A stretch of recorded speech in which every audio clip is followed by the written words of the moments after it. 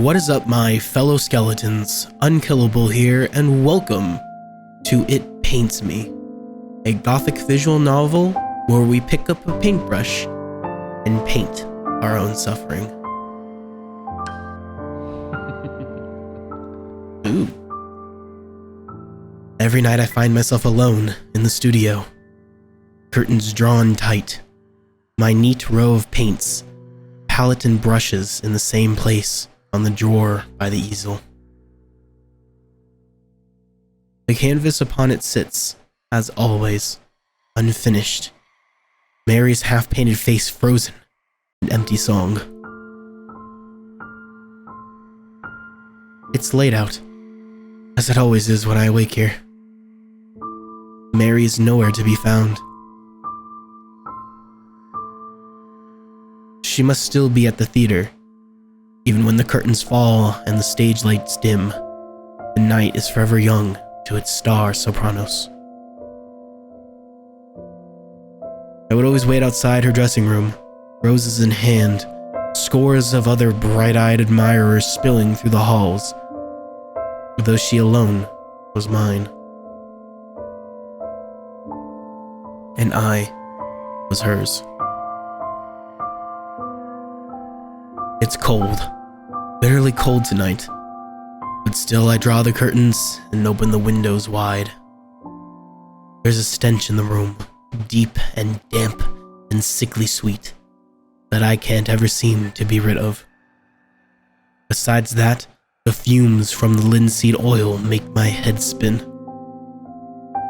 Like every night, I measure out my paints, arranging the small dabs of color on my palette from lightest to darkest. Titanium white and cadmium yellow to corpse brown and lamp black. I wet my brush with oil and gently start mixing the pigments. It feels just a little bit like magic, watching them swirl and mix, forming new colors from old.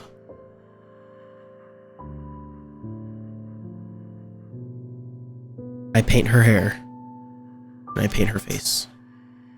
Since it's the first choice, we always gotta save, so I'm gonna do that real quick. Yuck, yuck. I paint her hair.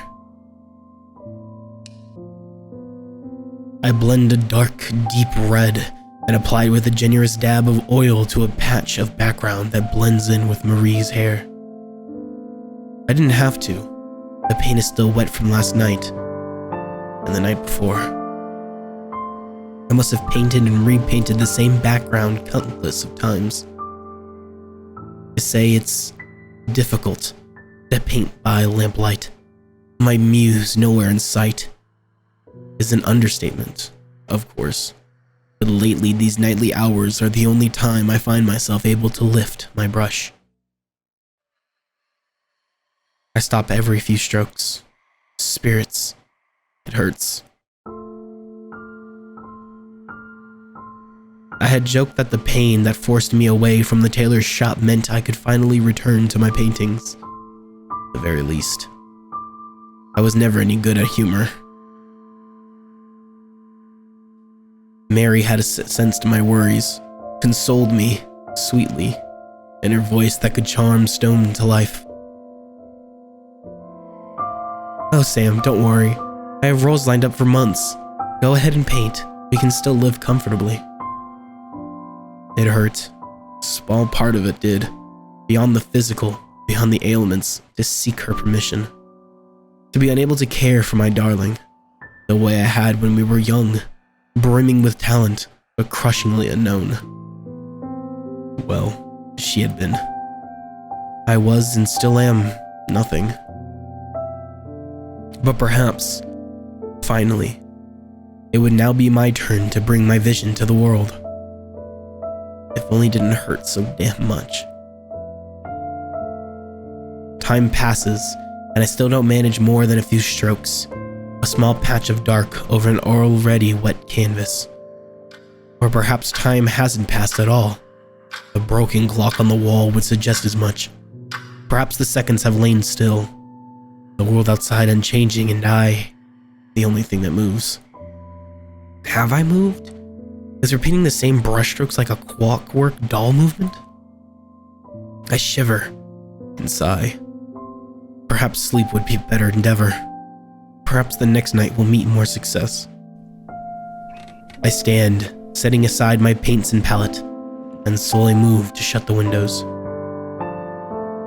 I stop. There, out in the front garden, barely lit by a street lamp, stands a figure that can only be Mary. She bids goodbye to another figure, tall and broad-shouldered, and then she laughs, a beautiful laugh, a heartfelt laugh, and embraces him before he makes his reluctant exit on a carriage stopped by the gate. For a moment, I don't know what to think. A friend? A co-star? Perhaps that admirable tenor she mentioned every now and again? Didn't see his face, but Marie's social circle had always eclipsed my own. It must be. But why would he come to our home? Why would she laugh that way? In the garden, in the midst of the walking to the front door, humming to herself, Marie suddenly looks up.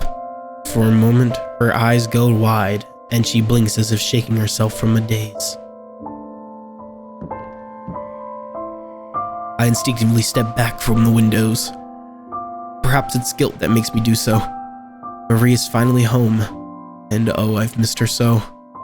How could the first thing I think upon seeing my darling be the worst thoughts my mind could conjure? For the first time in many, many nights, I feel just well enough to leave the studio. I'll prepare Mary a pot of her favorite chamomile tea. I'll listen as she tells me of the nights, the theater, the 1,000 small anecdotes she never runs out of, and maybe, just maybe, ask her again to sit for a portrait for me, like she used to. The house feels larger than it used to. Perhaps I was shut in the studio too long. Still, how could I so quickly become a stranger to my own home? Memories are fuzzy, but the years blur together like a wash of oil colors. My mother and I, carrying our sparse luggage, sitting inside for the first time. My stepfather laughing, his elbows on the breakfast table, chattering over something he'd read in the paper. Then silent hallways and empty rooms. And then myself, welcoming my new bride to these solitary halls, hanging our newly taken portraits above the mantel. The walls are barren now.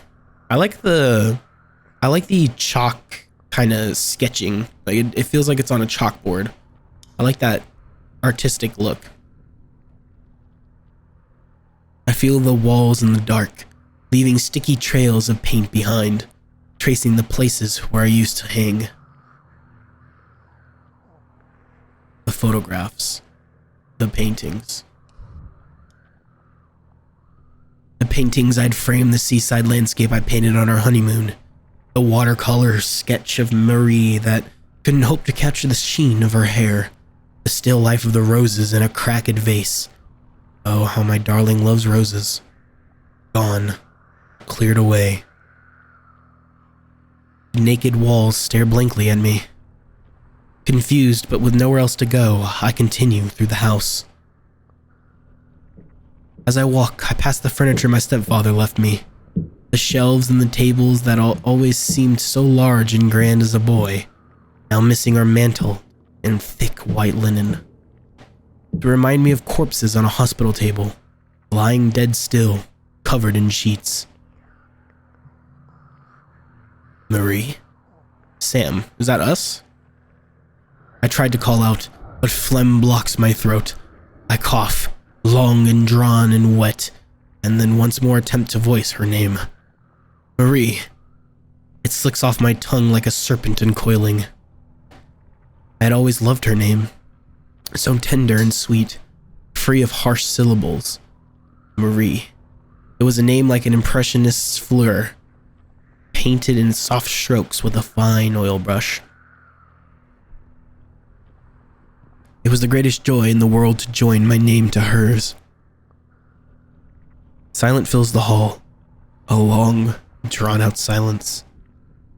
A held breath. Finally, my darling answers. Sam? Is this a dream? I cough again, another long, wet trail dripping from my lips. Is it a good dream, darling? I don't know. It feels like a nightmare. An awful, wretched nightmare. Damn. Okay, sorry for seeing my face. I limp towards the sound of her voice. So musical, so lovely, even at the brink of tears. Don't cry, darling, I want to say, but the thick, syrupy liquid fills my throat. No matter what troubles you, I am here. She stands at the edge of the staircase, shaking, a candlestick in hand. The steps are sticky and wet. I inch carefully, practically at a crawl, not to slip. My darling lifts the candle as I approach. In the dark of the house, its flickering flame almost binds me. I don't see the expression on her face as she screams. Oh, what the hell? Marie, where are you, my darling? Every word feels like a dagger puncturing my throat. I limp down each hall, leaving a trail of steps that feel damp and heavy, slick and wet. I try the door to our bedroom. No, Marie's room. I had started sleeping in the spare one when my coughing fits would wake her in the night. It was cold, so cold, alone, but my darling needed her rest. The knob is slick and hard to twist, my hand slipping on the brass. Finally, I managed to push the door open. Though it's completely dark when I peer inside, I know it is empty. No warmth, no flesh, no sound of sweet breath within. I continue down the hall. I trudge my steps heavy and wet, trying not to slip over the thick, slick surface. Marie, what's wrong, darling? Please come out. I don't understand. Are we like a monster? Or are we evil? Like what is with the border here? The dining room is empty. Truly empty.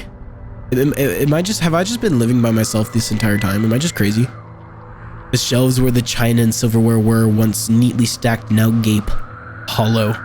The walnut table is covered in a thick white sheet, the matching set of chairs removed. I rest against the blanketed table. My hand leaves a ruddy smear against the sheet. It must be more paint, though it's hard to make out in the dark. I had needed spectacles for quite some time, but Mary had never liked the bookish type.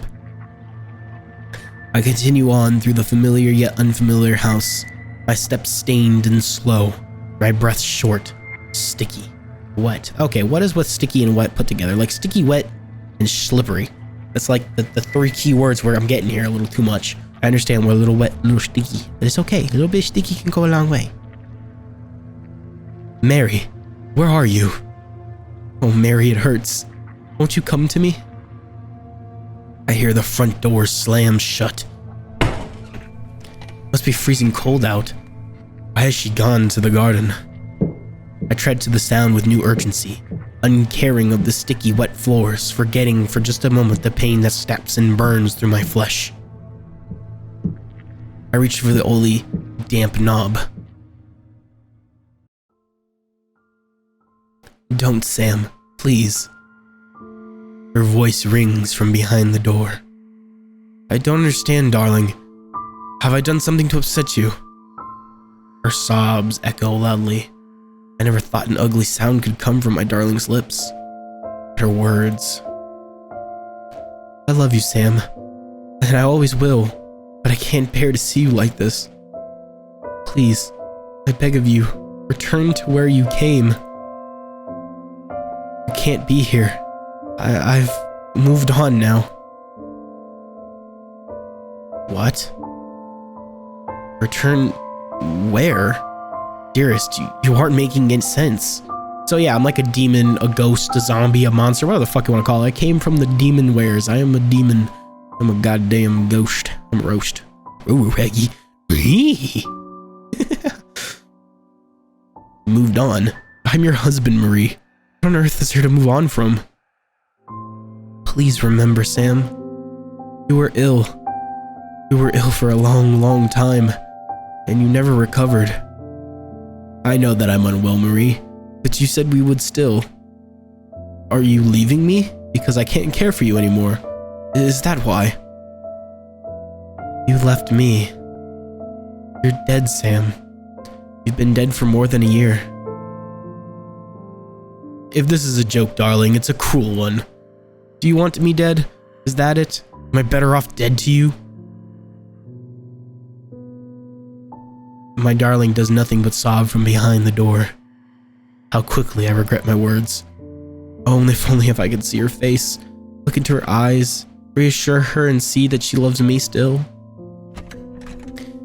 I twist the knob with slick, oily hands.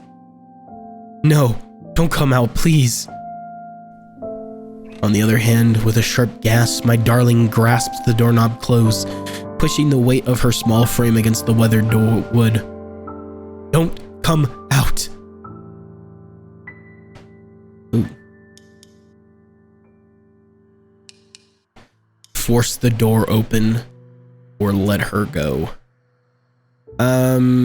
I think I'm gonna try and get this end first. I'm gonna force the door open first, and then I'll come back and do the other options. No, not until you tell me what's going on. Are you leaving me, darling? After everything? I need you. I need you. My darling utters a sharp cry as the hinges groan against the frame, loosening her grip as she stumbles back onto the cobblestone path. I instantly forget her sharp words as I limp towards her side. Marie, are you alright? I'm so sorry. Stop it, Sam. I'll keep you alive. Every time I sing, I'll sing for you. I'll keep you in my song, in my art. Oh, but it hurts. Her shrill voice grates against the ooze spilling forth from my ears. It hurts. It hurts. My head rings. My chest is a hollow cavity, slippery and wet, flowing with hot, sickly fluid. I cough and spew more syrupy, warm liquid from my lips. Your art. It was always about you. Your frame, your voice, your needs, your wants, your desires. You were a work of art, of course. But did you ever think about me? Did you ever think about poor Sam dying alone in a cold white room? Poor Sam, who couldn't even hold a brush in his hands at the end. Poor Sam, left to rot into nothing. A year was all it took to forget me. I am shaking her, leaving smears of dark, muddy paint over her pale shoulders. The next moment, she breaks from me, running blindly into the street. The carriage doesn't stop for her. Of course it doesn't. My dearest is a wisp of dark curls, a black gown billowing in the night like a shade. She should be light as breath, soft as mist. Oh, that's not good. Well, she's now red as tomato paste on the cement. But the song that comes in the scream of her breaking bones, her ripping flesh, the breath that leaves her lungs. But every sound my darling makes is beautiful. Oh, holy fuck. I scoop her massive flesh and deep crimson hair in my arms. I don't know where the head is, or oh, is this her? That's the head, I think. Oh, Ooh. Yeah, ooh. Her blood pools around me, syrupy and dark. A color so deep no artist's pigment could hope to capture. The purest scarlet or vermilion red, a dull stain in comparison. Well, I finished my art. It is not Sam that I see staring back in the deep pool of our blood. Oh. Oh. Well, you look quite fancy. Yeah, I can work with this. I can work with this, it's fine. My darling is a lovely creature, even broken. I gently carry her up the steps, one slick, damp, crooked step at a time, setting her mass of jutted bone, of viscera and flesh on the velvet seat in my studio. The fabric soaks in deep, so very deep. It's dark, as it is every night. I leave the lamps unlit, the windows shut tight. How strange that stench of linseed oil ever bothered me. After all, I no longer breathe. My darling sits still, ever so still, not a breath escaping her broken flesh. What a lovely model. Oh, what a wonderful thing. Icon of agony. All the more beautiful now that it surely hurts to sing. Oh. Oh, it is agony to hold the brush. It always is, but I can bear it. After all, who can truly create without pain? Oh. Yikes. Well, I made my art, at least. I think I made it pretty well. Ah, yep. Quite well it did. Ending 1. Muse. Okay, so really quick, I'm gonna do the second ending, or whatever this is, and then I'm gonna go back and do the check out the other options and see what they do. So, but first, let her go. I let go of the door, my hand slicking off its oily surface. Forgive me, Marie. I can see you don't wish to speak to me right now. But whenever you do, whatever this is about, I'll be waiting in the studio. I leave the door. I leave my darling alone, sobbing in the garden. It's dark. So very dark. But dawn will soon paint that dim, black sky. I retrace my slick, wet footsteps through the hall, up the staircase, one trudging, damp step at a time. Spirits. It hurts. It burns. I feel no breath in my lungs. My chest could be a hollow cavity, slippery and wet, spilling with hot, sickly fluid. It hurts. Oh, it hurts. I stagger into a tall, sheet-covered object, the linen sliding off it with a grasp of my clumsy, slick fingers. It's Marie's floor-length mirror. Is this gonna be me? Uh-oh. No. Oh, no. No. No, no, no, no, no. No, no, no, no, no. Oh. My God. Is this us? This is us. Oh. That explains a lot.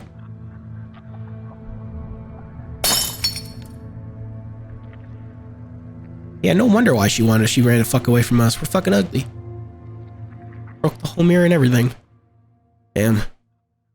I'm in the studio. The dark, dim studio, as empty as it is every night. The curtains are shut. The lamps are unlit. My palette is a mess of murky colors. Rust reds, corpse browns. A musky, sickly, sweetly rotting stench fills the room. I don't know why the smell of linseed oil ever bothered me. After all, I no longer breathe. The handle of the door turns behind me. Slowly it creaks open, and a figure steps inside. It's me.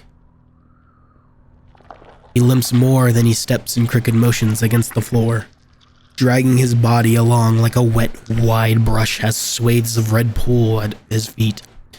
Watch him pull himself before the canvas. Icon of affliction. Samuel.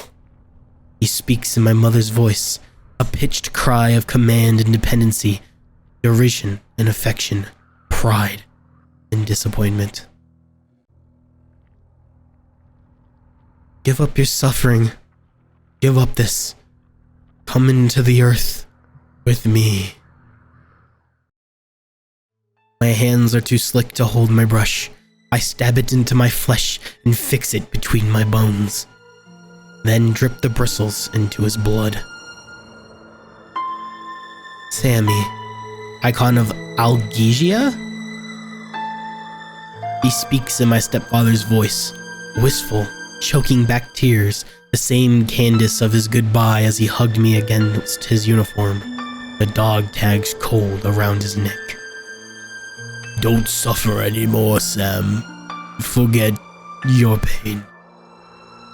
You are nothing already. Come into the void with us. My brush is drying. I plunge it into my chest, wet with his oily breath. Sam. He speaks with my voice, hoarse and raspy and tired. So very, very tired. This won't make you worthy of love. Not the world's, not Marie's, not your friends or peers or critics. Come back to our grave. End our suffering. You know, I don't do this for love. Clean my brush with the paint thinner, knocking over the jar as it spills across the drawer and onto the wet, soaking floor. I dry the bristles of my worn, rotting shirt and soak it in the thick, white mucus of his tears. My words are only partially true, just as his words are not fully wrong. Neither my rotting corpse nor the memory of what once was Sam will gain a thing from his toil.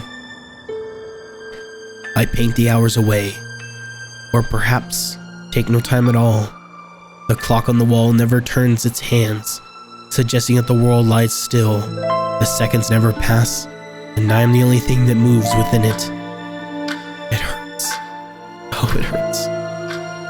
Heavy, syrupy tears flooded my vision, fill my throat, my chest, choking me. Every movement of my hand leaves cracks in what's left of my brittle bones. He stares at me all the while, silent still, like a mirror. If I loved him, I would stop. I would crawl to my grave like he wishes. But I love this more than I love myself. I birth him from within me. As I create, so too am I born. And he and I are beautiful. It's supposed to be us. Yeah, I think that's supposed to be us. So I think this is, yeah, ending 2, self-portrait. Yeah, this is what we're supposed to look like if we weren't dead. This is not dead us. And I think that's all of it. Wow. That's pretty insane. Yep. Music, art, story, programming, sound design by ENDYSIS. Sam voice clips. Morgan Mizumi. Thank you for playing. Alright, so real quick, we're just gonna go back and select all the options like before. I paint her face. I mix a tone as pale as her skin and apply it with a generous dab of oil to the Marie on my canvas, but the paint just doesn't blend. The colors of her cheek stands out like a garnish smear. I sigh and scrape it off with a palette knife and mix a deep blend of black and red for the background instead. Okay, and then it just keeps going. Alright, so last time we did painting, so now we're going to choose the photographs. The walls are laid bare. The pictures that hung on the pale wallpaper are gone. Blurry gray photographs of my parents, myself as a boy, and Marie. Also many pictures of Marie, each displayed in a filigree frame. Filigree? Frame. Gone. The pale wallpaper stands bare, stripped to its bones. Confused, but with nowhere else to go, I continue through the house. And that's that. And with that being said, thank you all so much for watching. It paints me. It was intriguing. I enjoyed the atmospheric style of it. It wasn't as artistically defined like a lot of other visual novels. However, it was enough to be able to visualize how it would look like through this person's eyes, through Sam's eyes. But yeah, that was great. Without further ado, thank you all so much for watching. I'll see you guys in another Let's Play. Stay tuned and adios.